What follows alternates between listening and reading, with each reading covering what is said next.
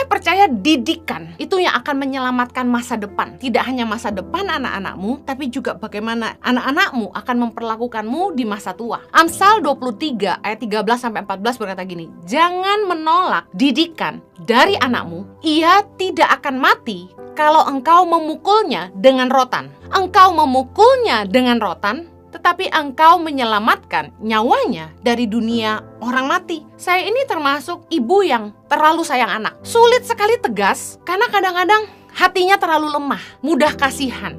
Jadi cepat sekali ya sudah gitu. Tapi saya belajar firman Tuhan, kalau anak kita bersalah, kita harus didik mereka keras. Karena rotan itu yang akan menyelamatkan nyawa mereka dari dunia orang mati. Anak-anak yang dibiarkan tersesat itu sebenarnya malah orang tuanya lebih jahat. Saya percaya ketika kita memukul, kita tidak lakukan itu dengan sukacita, kita berduka. Ketika saya pukul anak saya sedih sebenarnya. Tapi saya lakukan itu demi kebaikan mereka. Mereka nggak akan ngerti saat itu. Tapi nanti mereka tumbuh dewasa. Orang yang suka ngomong jorok itu nggak akan dihargai orang. Orang yang mulutnya kotor itu akan menurunkan nilainya sendiri. Jadi saya didik anak saya baik-baik. Ketika kita lihat anak-anak kita dari kecil sudah mulai bisa menipu, kita harus didik mereka. Karena firman Tuhan bilang, mereka memukulnya dengan rotan, tetapi engkau menyelamatkan nyawanya dari dunia orang mati. Daripada anak-anak kita jalan dalam dosa, jalan ke tempat yang salah, mereka disesatkan, lebih baik kita tegas sama anak-anak kita. Jangan malah dibiarkan. Kadang-kadang orang tua tuh terlalu memanjakan. Ketika saya dengar ada anak-anak yang sampai terlibat narkoba dari sejak sangat muda, saya heran, kok orang tuanya kasih uang terus? Justru kalau kita sayang, jangan dikasih uang lagi. Kalau kita mau menyelamatkan nyawa mereka, kita harus tegas sama mereka. Tahukah Anda bahwa pembiaran adalah kesalahan? 1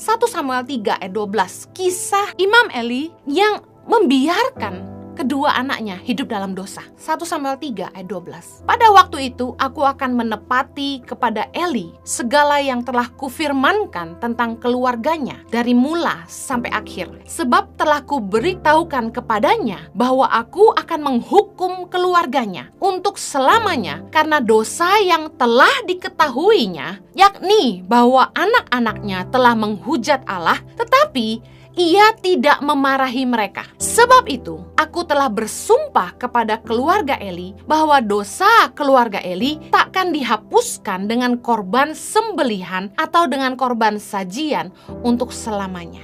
Ketika anak-anak Imam Eli ini mengambil korban persembahan bangsa Israel, Tuhan marah. Imam Eli tahu, tapi dia membiarkan. Membiarkan merupakan kesalahan. Dengan membiarkan anak-anak kita hidup dalam dosa yang menghujat Allah, kita sedang menyesatkan dan menjerumuskan mereka. Kita sedang membiarkan mereka jalan ke tempat yang salah. Jangan sampai kita membiarkan. Seringkali orang tua tuh malas bicara.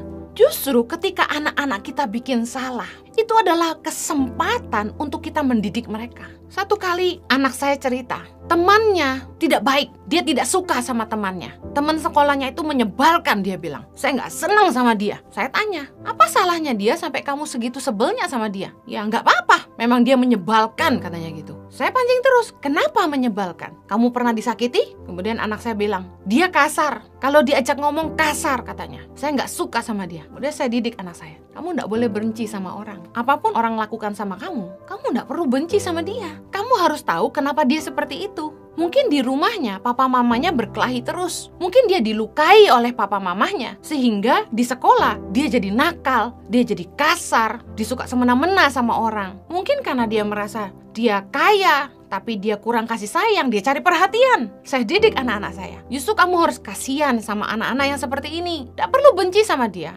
Tetap baik saja. Tidak mau ngomong ya sudah, tapi tidak boleh benci sama dia. Justru ketika anak-anak kita cerita hal-hal yang menurut kita tidak baik, kita harus masukkan nilai-nilai di situ.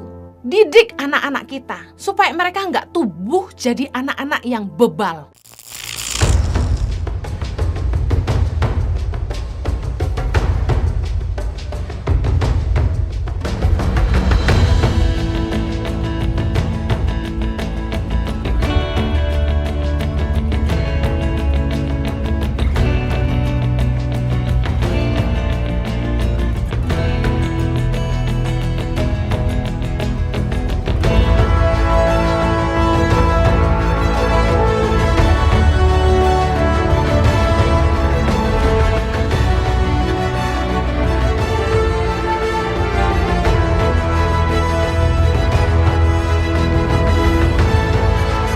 Cerita anak pedalaman dalam meraih mimpi dan mengejar cita-cita bersama Tangan Pengharapan.